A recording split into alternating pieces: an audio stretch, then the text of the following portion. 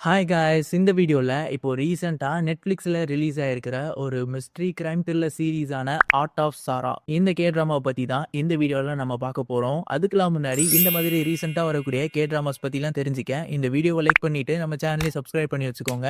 இந்த சீரிஸோட கதை என்னன்னு பார்த்தீங்கன்னா, ஸ்டார்ட்டிங்லயே நம்ம ஹீரோயின் டெட் பாடியா ட்ரைனேஜுக்குள்ள கண்டுபிடிக்கப்படுறாங்க.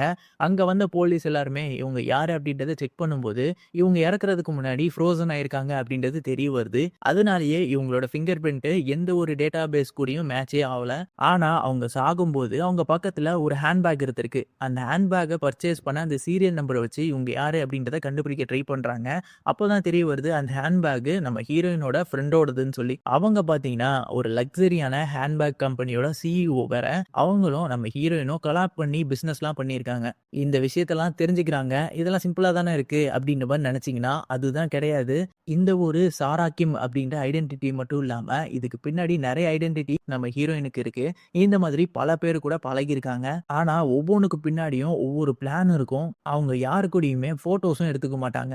பயங்கரமான பிளான் பண்ணி ஒவ்வொருத்தவங்க கூடயும் அந்த ஒரு விஷயத்த அவங்க செயல்படுத்திட்டே வந்துட்டு இருந்திருப்பாங்க. இப்படி உண்மையிலேயே நம்ம ஹீரோயின் யாரு? அவங்க எதுக்காக இந்த விஷயங்கள்லாம் பண்ணாங்க? எதுக்காக கொல்லப்பட்டாங்க? அப்படின்ற விஷயத்த தேடி கண்டுபிடிச்சாங்களா? இல்லையா? அப்படின்ற ஒரு ஸ்டோரிய சொல்லக்கூடிய கதை தான் இது. அண்ட் ஒவ்வொரு எபிசோடும் கொஞ்சம் ஸ்லோவா தான் போகும். ஆனா, பார்க்க பார்க்க நமக்கே இன்ட்ரெஸ்ட் ஆயிடும். அந்த மாதிரி தான் கொண்டு போயிருப்பாங்க. நம்ம ஹீரோயின் எதுக்காக இதெல்லாம் பண்ணாங்க அப்படின்ற ரிவீல் பண்ற அந்த ஃபேக்டர்ஸா இருக்கட்டும், அண்ட் அவங்க பண்ற ஒவ்வொரு விஷயங்களுமே பக்காவா இருக்கும். எப்படிடா இப்படிலாம் பண்றாங்க? அப்படின்ற மாரி யோசிக்க வைக்க தோணும். இதுல டோட்டலா 8 எபிசோட்ஸ் இருக்கு. என்ன ஒரு விஷயம்னு பார்த்தீங்கன்னா, இது தமிழ் டப்பிங்ல கிடையாதுங்க. இங்கிலீஷ் அண்ட் கொரியன்ல மட்டும் தான் அவைலபிளா இருக்கு. அதுவும் Netflixல ஸ்ட்ரீம் பண்ணிட்டு இருக்காங்க.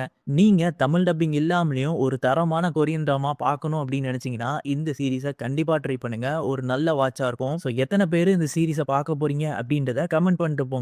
நான் உங்கள நெக்ஸ்ட் ஒரு இன்ட்ரஸ்டிங்கான வீடியோல சந்திக்கிறேன். Until then signing off.